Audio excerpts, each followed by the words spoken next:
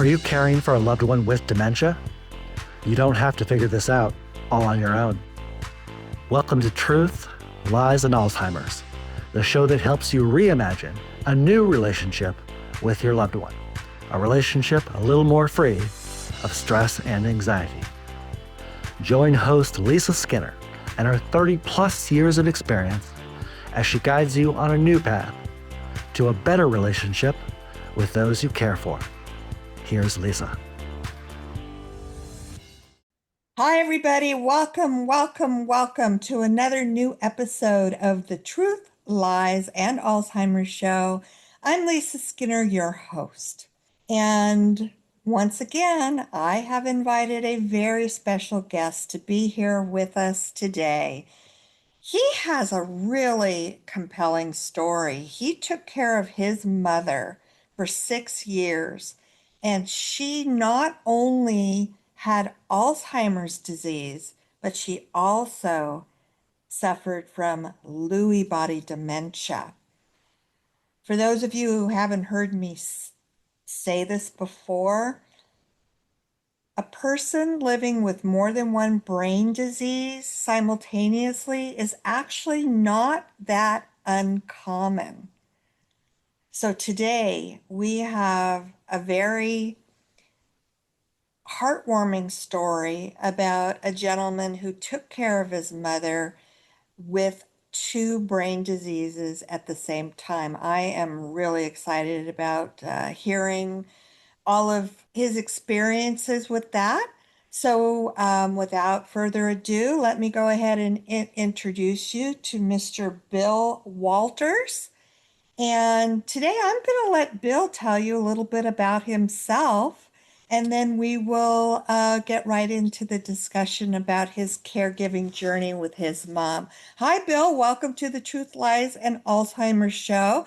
I'm really excited about you being here to share your story with the audience. It really touched me when you and I were talking before we set up the interview.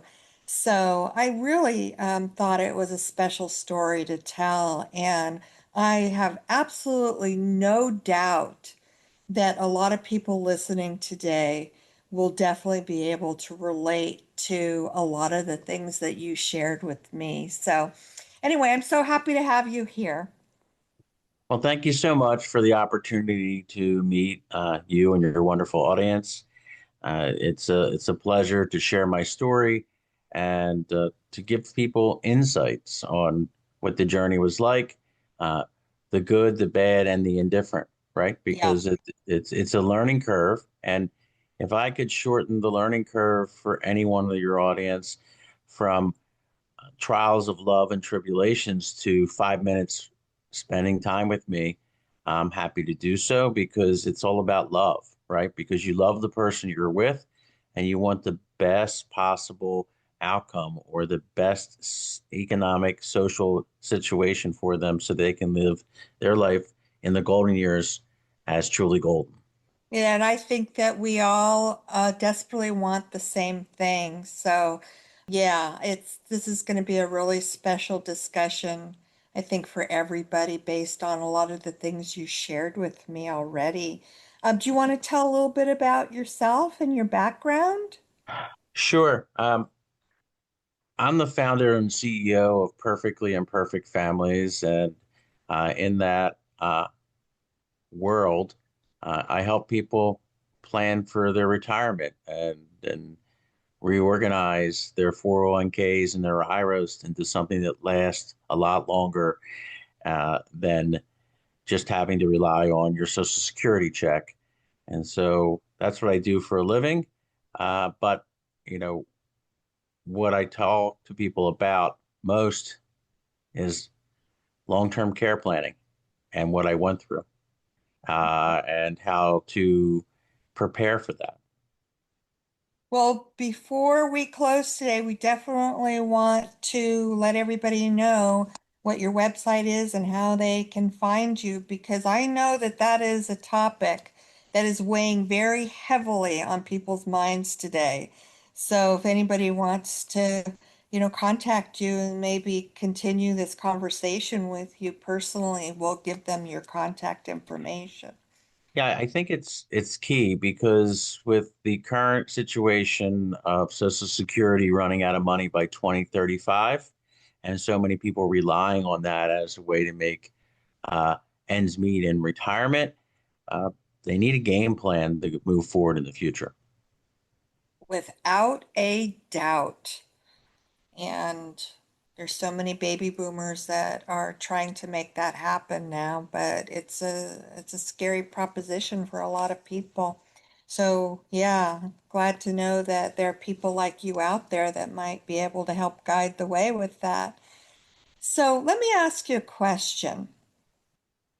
Were you seeing signs and symptoms of cognitive decline in your mom prior to her being diagnosed with the two brain diseases that she apparently had, the Lewy body dementia, along with Alzheimer's disease? What were you seeing prior to actually, you know, being compelled to take her to the doctor? So, um, my mom was pretty sharp and on her A game. She would repeat some stories, in the same conversation, but it wasn't at an annoying level or rate, and it was it was just a repeat. So it really didn't kick in until my dad was on his deathbed and grabbed my forearm and said, "Take care of mom." And I said, "Yeah, Dad, I got this." And then he leaned up and really grabbed my forearm, the stern grip, and he said, I said, "Take care of mom." And I said, "Yeah, Dad, I heard you the first time. I'm going to take care of mom." Now, I didn't know what that meant, right? But upon his passing, my mom aged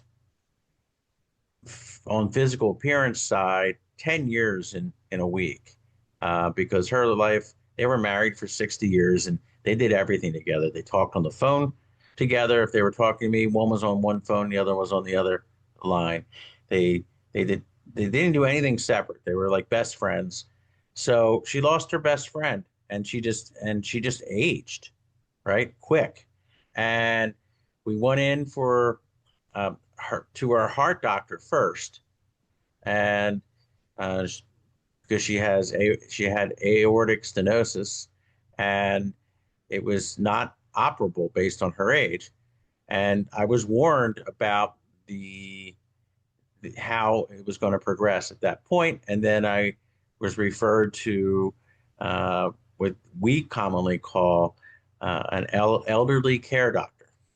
And it's that time that she was diagnosed with, not from her general practitioner, but by an elderly care doctor, that she had both. Now, this was a process of elimination. They just basically um, went through a series of things that it might be, things that it could be, and when all of those possibilities were eliminated, then they just whittled it down to, well, how did Two. they kind of make the determination that she was living with two different brain diseases at the same time? So I don't know. Have you ever seen what they do for the cognitive tests Oh and yeah. how that? Oh Yeah. yeah. So based on the results from the cognitive test and remembering things in sequence and saying things and then having them repeat it back and then a time delay of repeat it back and things like that, they used an analysis from when we went on an appointment prior to my dad's death, just to get a baseline because I was on top of I was on top of what I thought was happening, which was with the repeating of memory, and we just had a baseline at that point. And then we saw what the baseline was after his death, and that's really what brought the beginning of the onslaught of both diseases, as I call it, or the downgrading of a once sharp accounting mind. So, your first indication that there was something possibly cognitively happening with your mom was the repeating questions and stories in the same conversation. Yeah, within a half hour, repeating the same story. Okay. Um, So she was eh, already in her mid stage when that happened because that behavior typically shows up mid stage. And before that, as I've talked about so many times on this show, it's so difficult to really differentiate between normal aging process and an actual brain disease causing the symptoms. And that is one of the most common things that we see is when they start repeating themselves. But it typically doesn't occur until about mid stage when most people say, okay, I've gotta make an appointment with the doctor. And then they start doing all the tests and narrow it down to one of the 200 brain diseases that we know of that cause dementia. So this is really very consistent. The one thing that it definitely reminds me of is one thing that you said, how quickly she declined after your father passed away. Because I don't know if I mentioned this to you, Bill, but I've had 8 family members that have lived with one of the brain diseases or several of the brain diseases that cause dementia. And what you just said about your mom was 100% true of my mother-in-law. He covered for her for so many years. And, there were certain things that some of us noticed, but we just kind of dismissed it. But I'll tell you, as soon as he passed away, she declined so quickly that there was no question in our mind that what we were dealing with, and that she actually had been living with it probably for a decade before.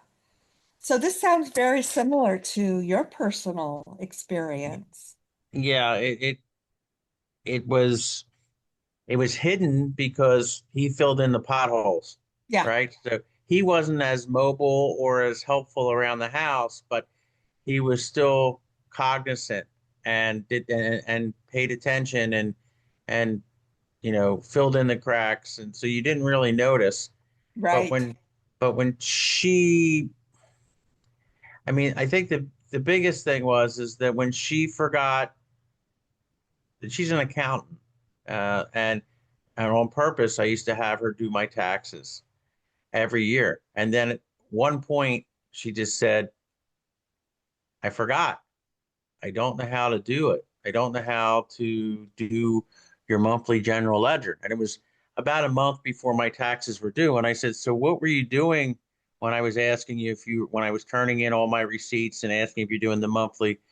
She goes, "I was trying, but my mind wasn't having me fill in the blanks."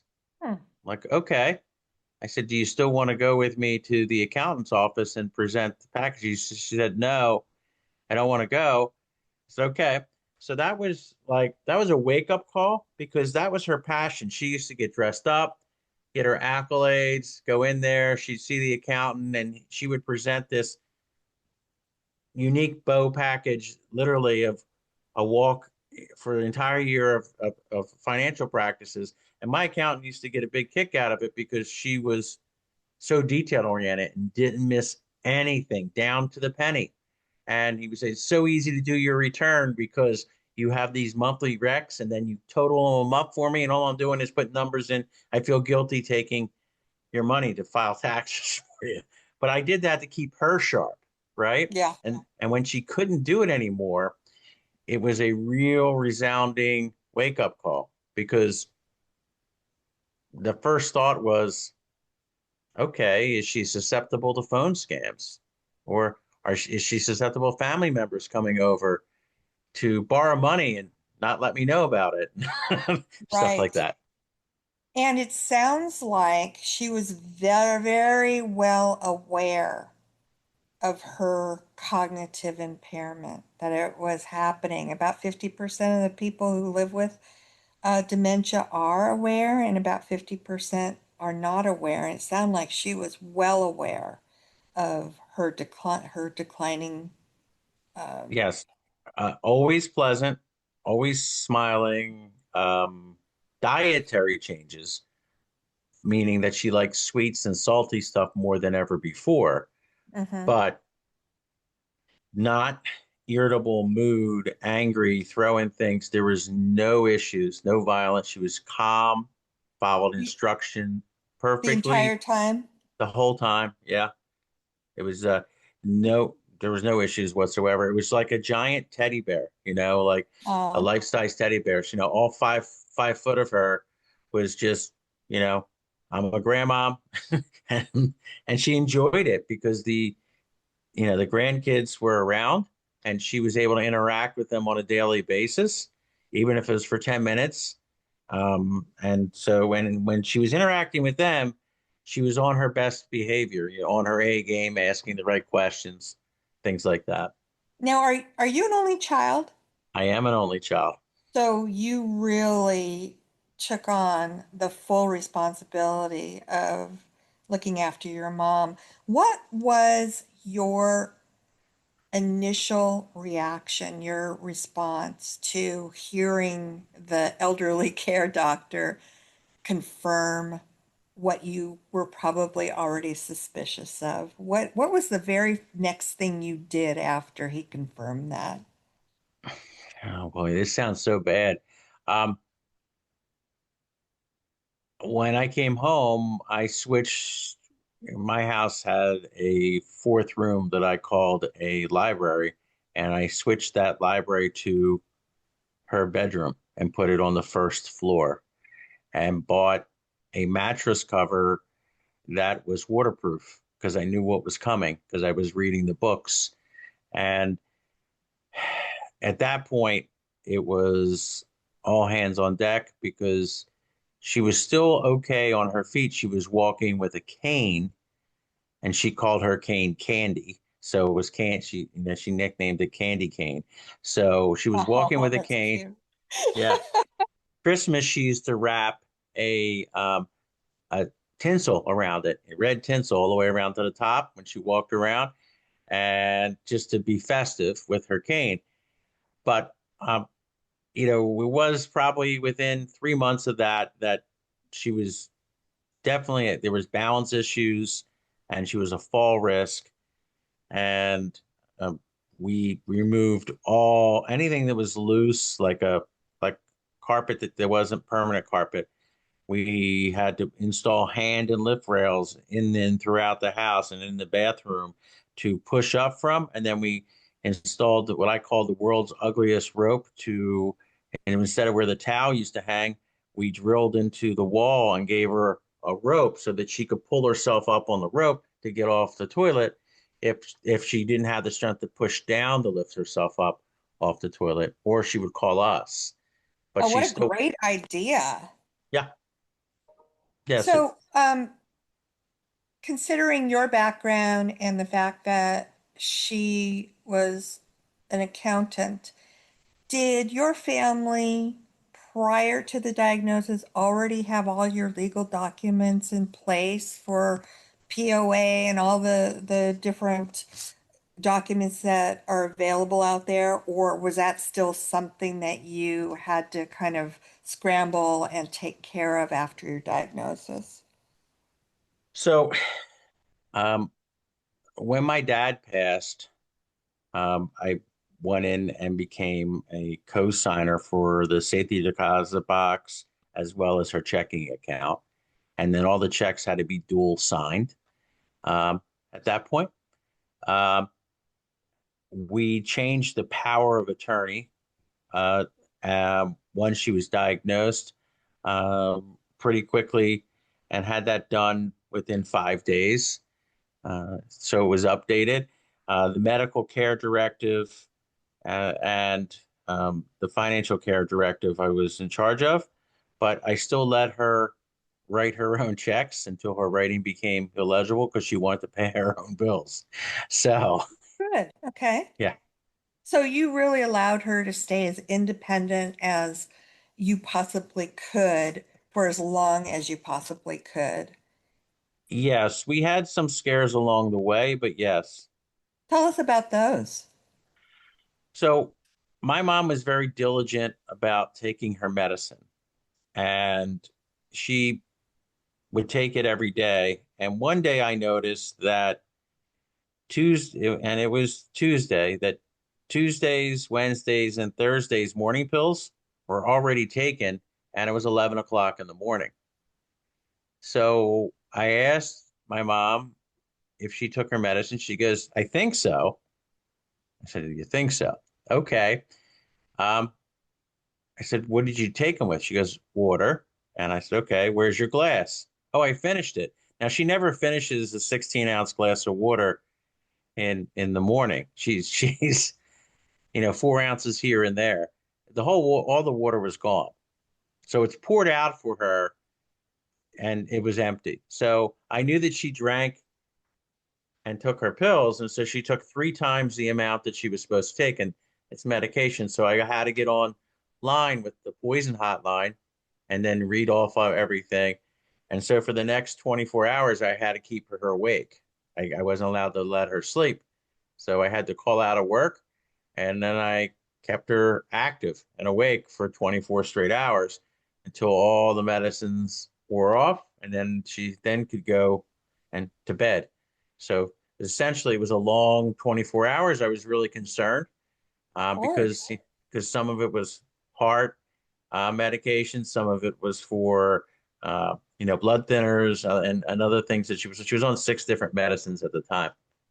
So after that, you had to monitor her, administration of her medications. So we did something different. Um, we we created a system, and it's a notebook. It's a loose leaf notebook, and we would photocopy a day in the life of my mom. And so it would be the day's date. We would weigh her. We would do her pulse ox, where she'd stick her finger get the pulse ox reading. We would Mm-hmm. write down what she had for breakfast, and then right after she had breakfast, she would take her medication. And so we would, on a Sunday, allocate the medication for the week. And we had a personal care assistant come in and place the medicine in front of her. And then we watched her take it, okay, and swallow it. And whatever other allocations. And then we would have mood and we'd have a planned time for exercise and a planned time for music listening and TV and reading and card playing to keep her mind sharp, and then crossword puzzles. And then she was eligible for, we got her physical therapies that would come in twice a week to keep her nimble. But the physical therapy was fun because it was like balloon play is what I call it. They would have a balloon, they would play like volleyball back and forth. So we had Uh-huh. activities, and then I lined up twice a month senior trips for her, where her and her caretaker or myself would go with her on a trip with other seniors to see an event, or to see a show, or to go on a train ride and do fun things so that she would interact with other seniors besides going to church. And then she also had a friend from church that every Wednesday, because it was senior day, this lady was still driving in her 80s, would pick her up. They would go to lunch, see a movie, and then she would drop her back off. So, Well, it's certain if I'm hearing you correctly, it certainly sounds to me like you had her on a routine that you stuck with.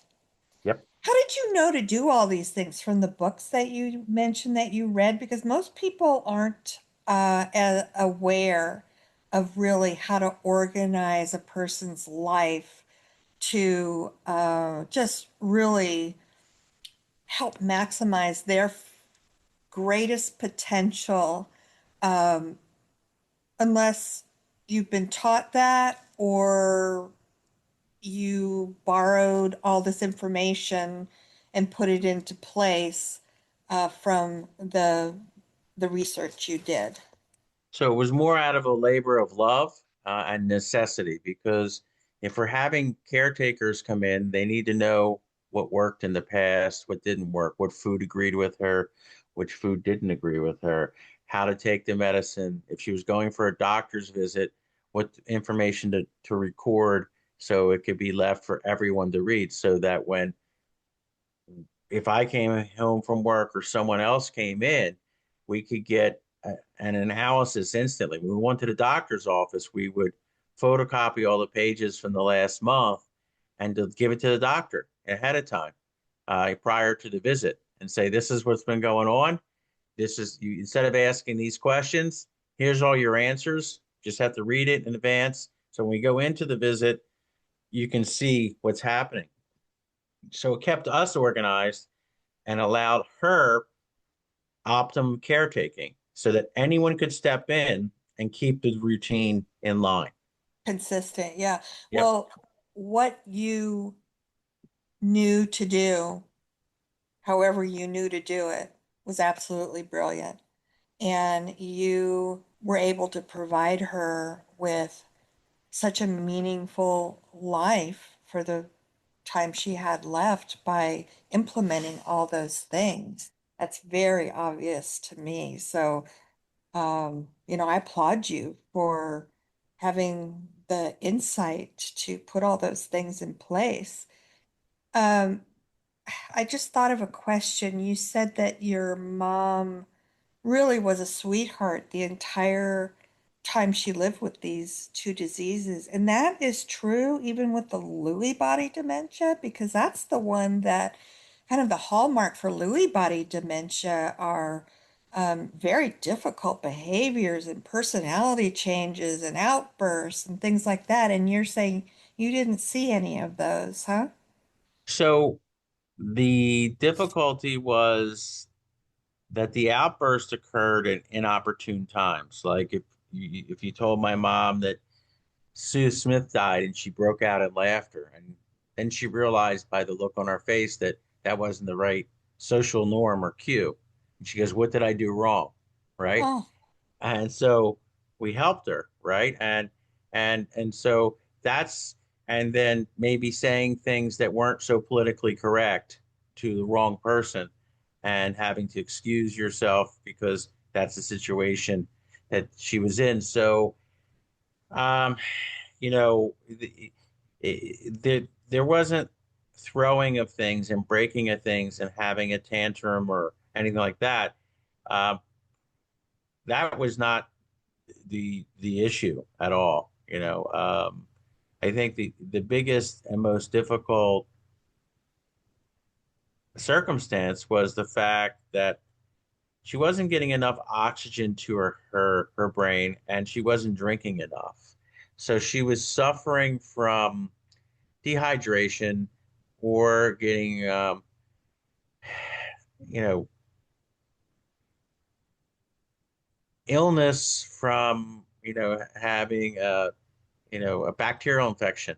Okay. And when you have you a mean like a bacterial, urinary tract infection? yep, Okay. yep. And so we had to find proper diapers that would last 12 hours instead of your standard diapers for adults, and which made a big difference. And we monitored how much fluid she was taking in to keep her hydrated. But she always got up, and that was the difficult part on me, was between 2 and 4 a.m. And I had a bed alarm on, and we had a guard on the side of the bed, so that the moment she got up out of bed, the alarm went off, and I knew I had to sprint downstairs, open the door to the thing, and meet her while she was walking to go to the bathroom. And then at that point, she also wanted to change her diaper, so I had to change her diaper or with the pull-ups, uh, and then put her back to bed and tuck her back in and reinstall the alarm. But that waking up for essentially 4 straight years at between 2 and 4 really disrupted my sleep pattern, and always having to have an ear open for that and still function. And then Right. the weekends, it was, we didn't have coverage. It was just left on me. So, so if I was going someplace or to an event, she was going as my third child, essentially, and went everywhere. So, Oh my goodness. Um, what a what a very challenging situation that posed for you. And for those of you who might not be aware, I'm sure some of you are, some of you aren't, what Bill and I are talking about as far as the dehydration and the urinary tract infections, these are very, very common situations that we deal with on a regular basis, not just for elderly persons, but what throws a wrench into the mix is when you add dementia when you factor dementia into it, not only could she not communicate to Bill that what she was drinking or that maybe she was experiencing discomfort with the infection. But a lot of times people who live with dementia aren't even aware of their thirst. And it is so important to keep not just elderly people hydrated regularly, because it's very dangerous for them to become dehydrated, but then trying to also determine, as the person with the healthy brain, if they are receiving enough fluids to keep them hydrated. So, this is one of the biggest challenges that we face when we care for people with dementia. Would you agree with that statement, Bill? 100%. The hydration is very important. The bathing every other day is extremely important, and then monitoring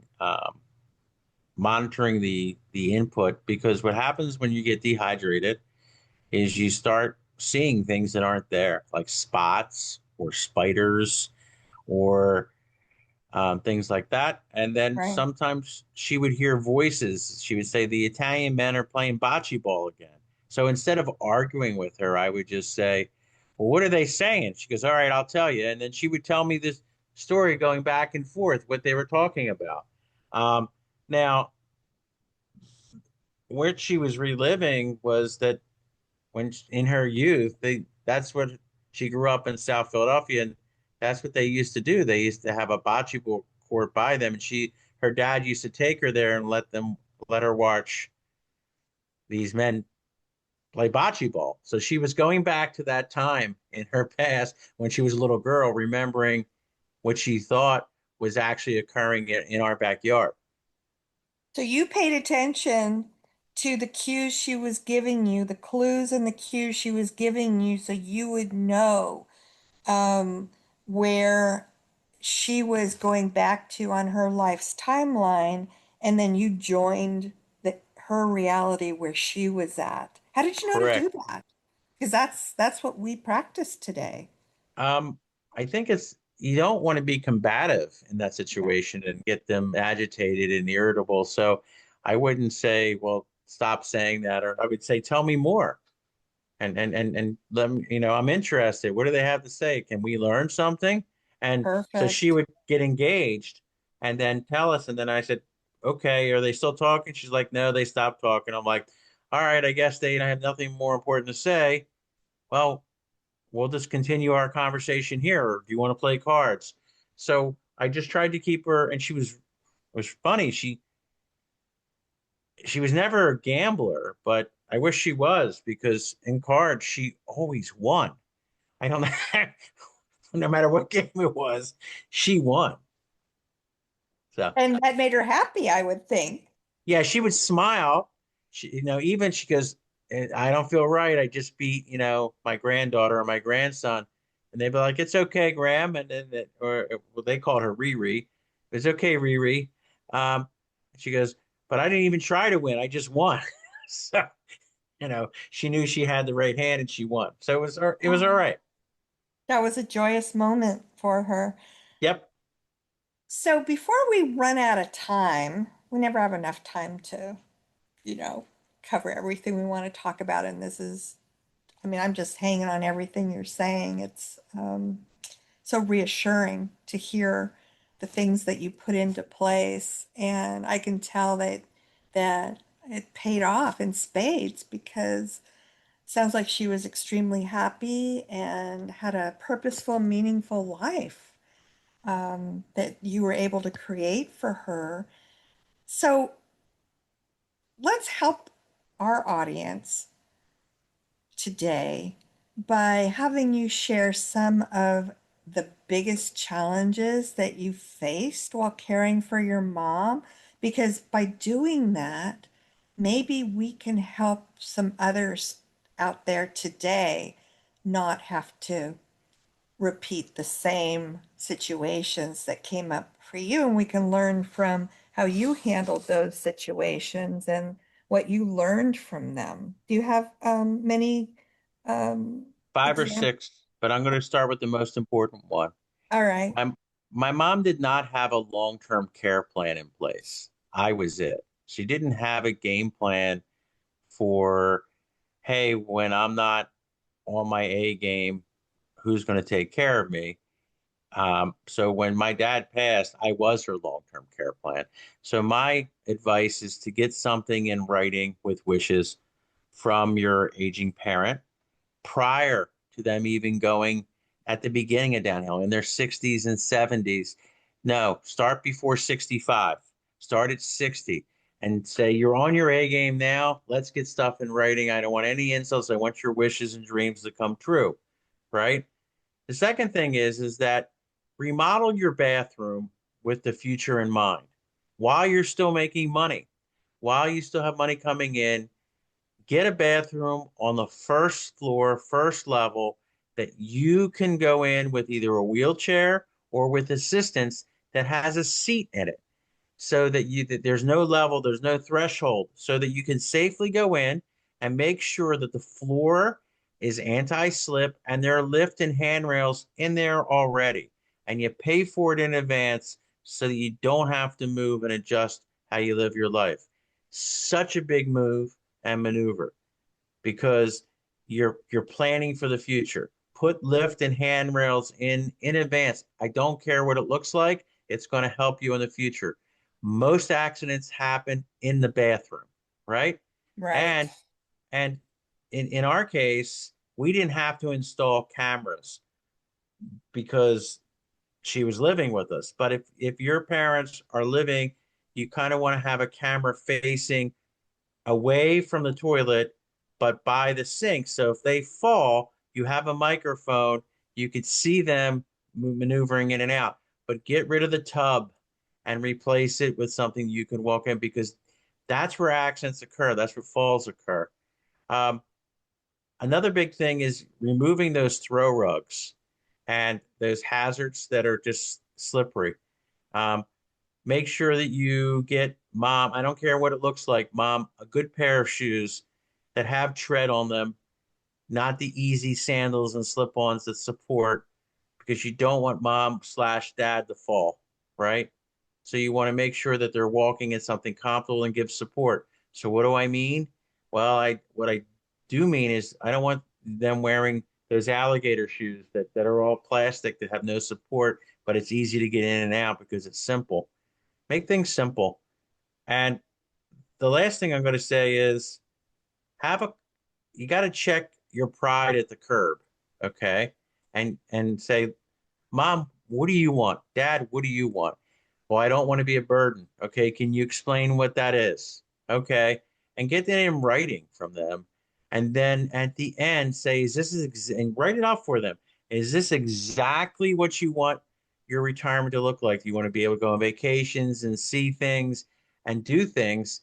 And then if something happens, we follow your rules, right? And then we have them all detailed and lined up because we're going to take this exact same thing and we're going to put it in a living trust.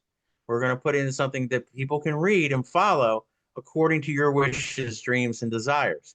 And we're going to laminate it for you so that if you spill something on it or whatever, it's your writing and your signature, so you know that you agreed to it because it's in your best interest. We're not going to do anything against your will. Wow, I just love everything you're telling us, and to have the insight to get all of these things taken care of in the beginning. You definitely created a space for yourself and your mom that was proactive versus constantly being reactive and scrambling around and panicking and not knowing how to deal with this or what to do about this. And you did that. You absolutely did that. And you are that doesn't happen for very many people, primarily because they don't really know how to make it happen, how to be proactive. And so I'm going to ask you kind of I don't know, a difficult, maybe a difficult question, maybe not. But do you think if you hadn't had all of the things in place that you had in place, your entire caregiving journey with your mom would have been so much different from the way it turned out? Um, and it could have, been a situation that was fraught with, constant conflict and distress. And do you ever kind of, reflect back on that? And because I think this is a really important thing for people to be aware of and to understand that the life with a loved one, how, no matter how much your involvement is as the primary caregiver or you're just visiting, can be very chaotic and very stressful for everybody. But as you experienced, Bill, it didn't have to be that way because you had everything in place once you found out her diagnosis. So, what's your response to what I just said? Despite having everything in place, we hit a lot of speed bumps in the highway of life. When you have to rely on others for caretaking, and suddenly their car breaks down, or they can't make it, or there's a problem um, with that, you have to adjust and roll with the punches, and so it's still a challenge. But to get organized, the key thing is to get organized and think what you need, right? And to write things down and create a chart. And once you create a chart of needs, or you can always add to it, and it's going to help you, right? So Well, as it's you're going to not have to adjust it too as they progress through the right as it gets dementia. worse, right?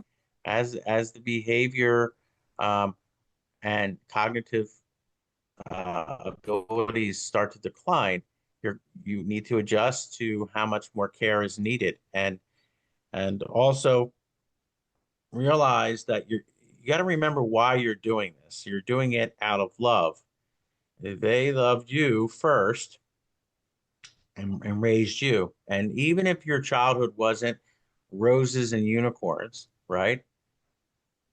It's still in your best interest to do what is right and create an environment so at least you have control over the situation, and then you don't ignore it, because ignoring it or putting your head in the sand like an ostrich does not solve the problem, or it's not someone else's problem.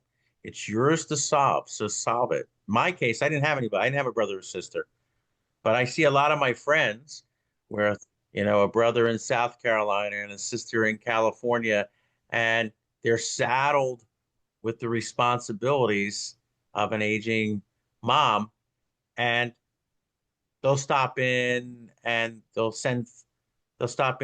once a quarter, and they'll drop off flowers and they'll talk all nice. And yet it only placates the situation because they're not there for the day-to-day grind. The Hmm. day-to-day grind is what you're building memories from, and you're going to remember that. And so when the question gets asked to you, did you do your best? Yes, right? Because you know you gave it all. You might have made mistakes, but the key is you're doing it out of love. So your mistakes out of love are forgiven. It's the mistakes of ignoring that are not forgiven. Yeah, I can certainly relate to what you're saying because that's what happened in my with one of my relatives in my family. So I have been in the eye of that storm, lived in the eye of that storm before, and it's not a very pleasant place to be.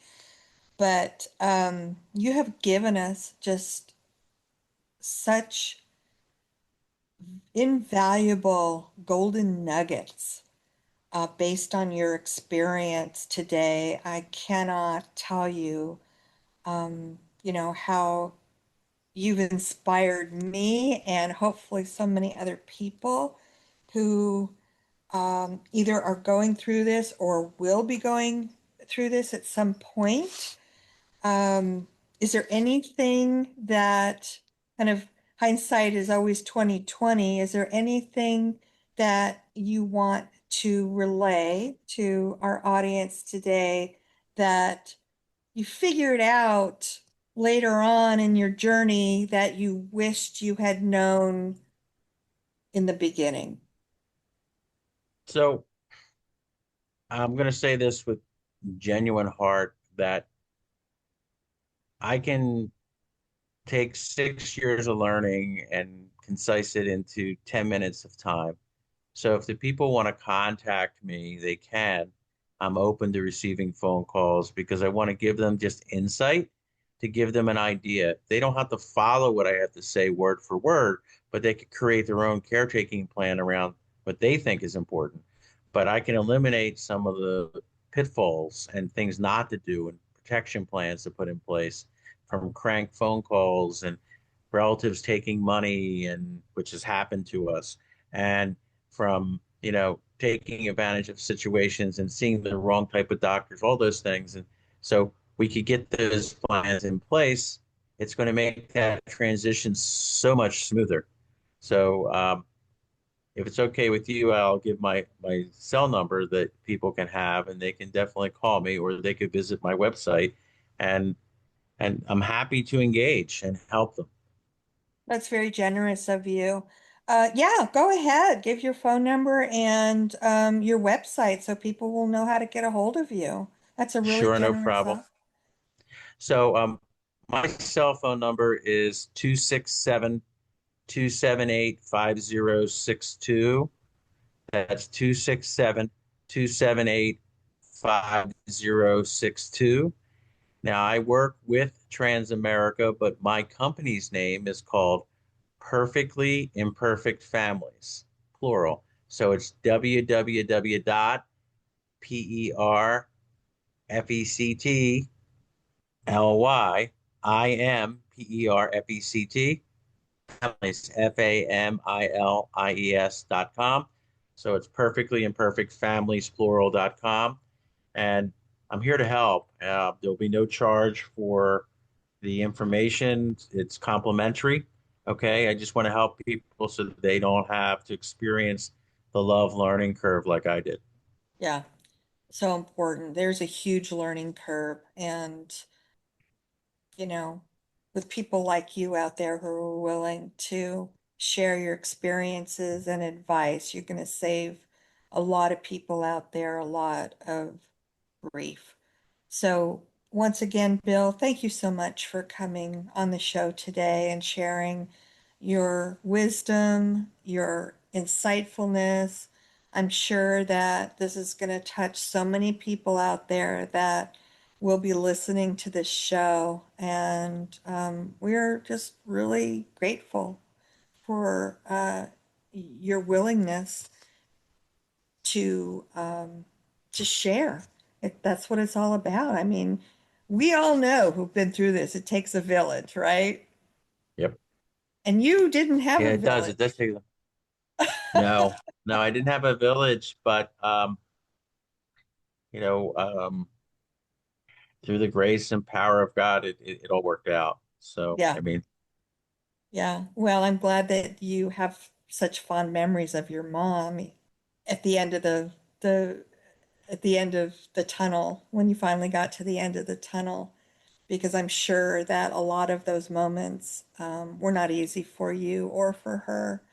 So thanks again for being here, and my best wishes to you. And thanks again for your commitment and your dedication and your generosity in helping other people in the dementia world, we'll call their journey. Thanks again. Well, thank you for being such a kind host with such an open heart and giving me the opportunity to share my story. I appreciate it, and blessings to you and all your friends and family.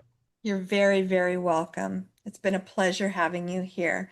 So, this will wrap it up for this edition of the Truth, Lies, and Alzheimer's Show. I'm Lisa Skinner, your host, and I will be back next week with another new episode of the Truth, Lies, and Alzheimer's Show. In the meantime, please take care of yourselves and have a great rest of your week, and we'll see you back next week. Thanks. Bye bye for now. Thank you for listening to Truth, Lies, and Alzheimer's. We hope you found something in today's episode that helps. We understand that caring for a loved one with dementia can be the challenge of a lifetime, but you don't have to do it alone. If you're ready for exclusive access to even more great content and resources, head on over to Facebook and join Lisa's Minding Dementia Support Group. We're a community of like-minded caregivers, and we're here to help.